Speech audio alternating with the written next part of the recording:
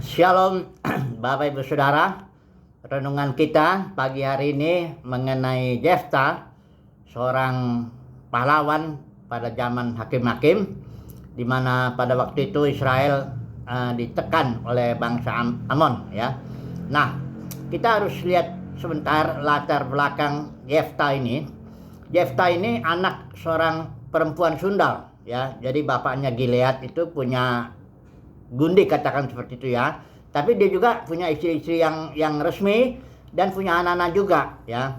Nah, ketika besar anak-anaknya ini mengusir Yefta ya, sehingga Yefta itu dibilang kau nggak dapat bagian warisan dan sebagainya ya. Yefta pergilah dia ya.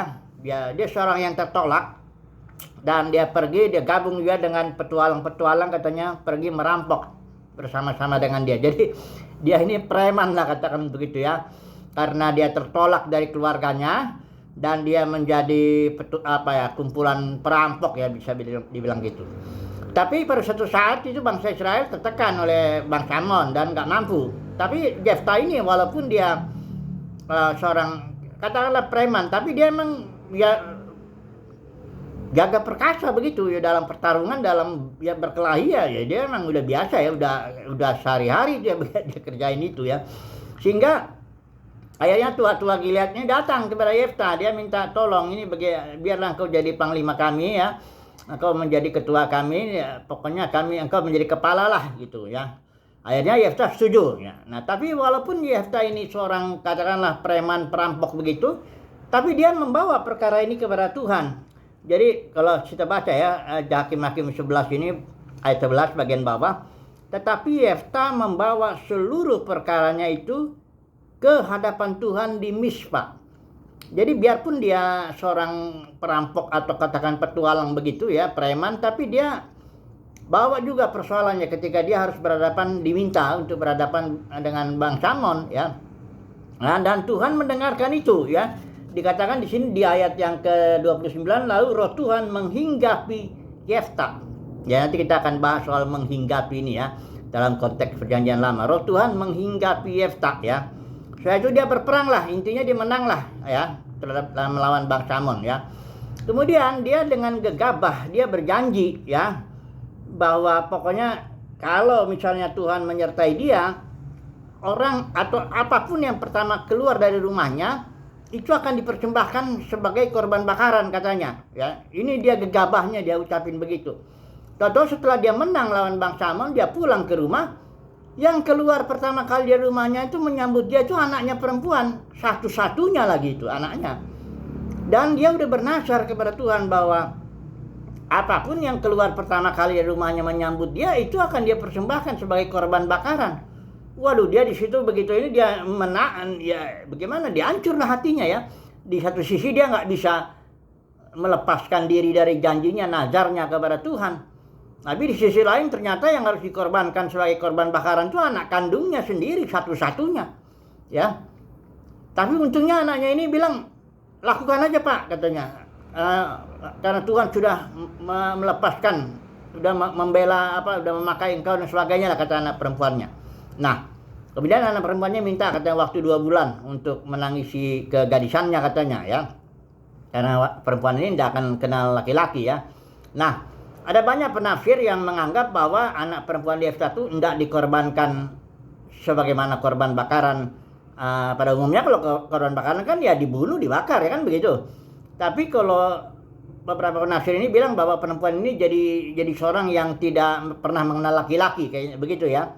Tapi kalau kita baca teksnya ini, memang sih di Israel ya nggak boleh korban manusia itu dilarang ya. Tapi Yefta ini kan seorang yang kayak preman atau yang bergaul dengan bangsa-bangsa lain. Kalau di sekitar bangsa lain itu biasa itu mengorbankan anak bayi itu untuk berhalanya, untuk ilahnya ya.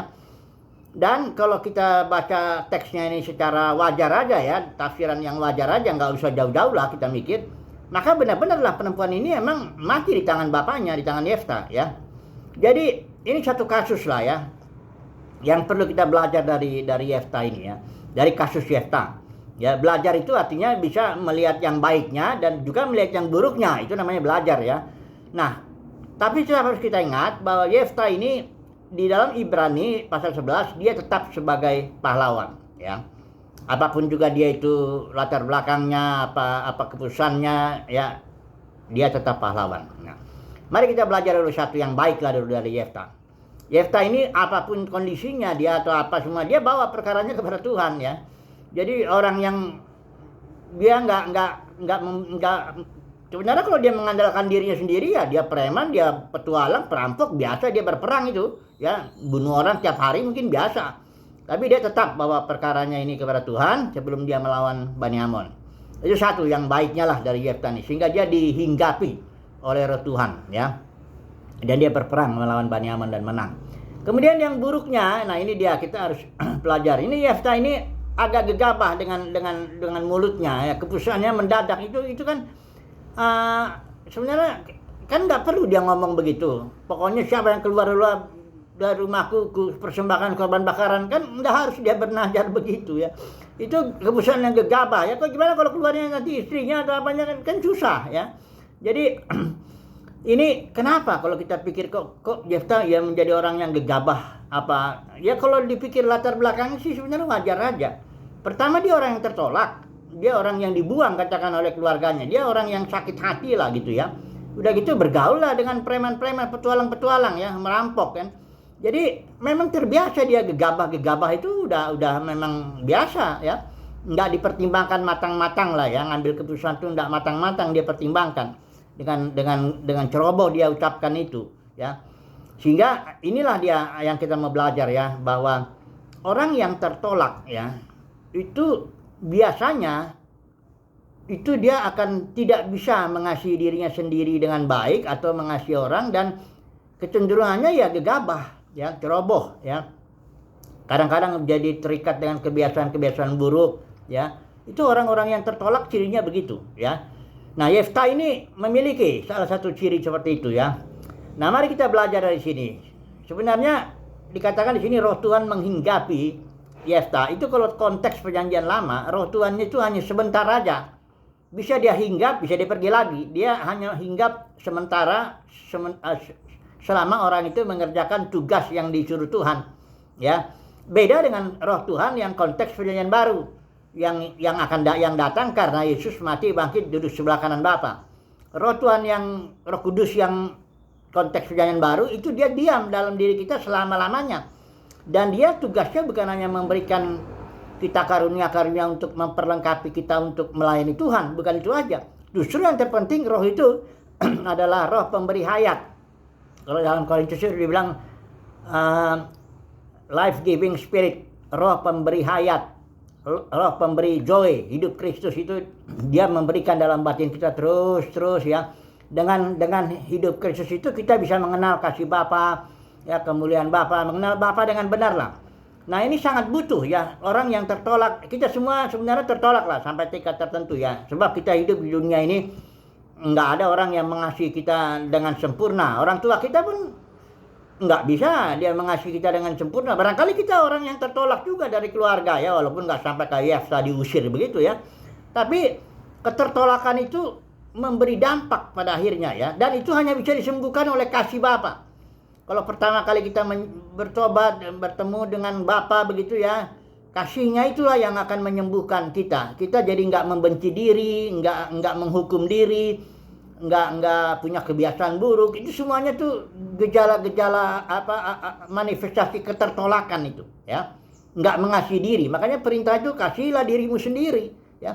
Tapi kita nggak mungkin mengasihi diri kalau kita nggak menerima kasih Bapa. Karena kasih itu dipelajari.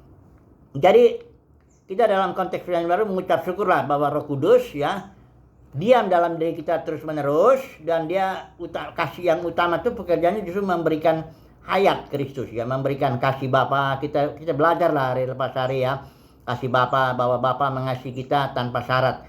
Dia nggak lihat perilaku kita baru dia mengasihi kita, bukan begitu. Ya, anak yang hilang itu tetap dikasih oleh Bapa ya, karena statusnya dia anak ya, dan Bapa tetap Bapa penuh kasih. Jadi tapi kalau kita terus menerus menerima kasih Bapa, pada akhirnya kita akan mengasihi diri kita sendiri juga dan mengasihi orang lain, dan kita nggak lagi gegabah ya, punya kebiasaan buruk dan sebagainya lah. Pendeknya sudah bisa lah kita mengasihi karena kita sudah belajar menerima kasih Bapa itu. Semoga kita lah ya terus hari lepas hari belajarlah kita menerima kasih Bapa ya. Percayalah ya, Bapa mengasihi kita tanpa syarat. Bukan karena perilaku kita kok. Bapak mengasihi kita karena kita anaknya dan dia adalah Bapak penuh kasih. Itu aja ya. Jadi setelah hari lepas hari kita bertumbuh dalam kasih Bapa, maka kita akhirnya bisa mengasihi diri kita, bisa mengasihi orang lain, dan kita mengambil keputusan itu tidak gegabah begitu ya. Haleluya, puji Tuhan, amin.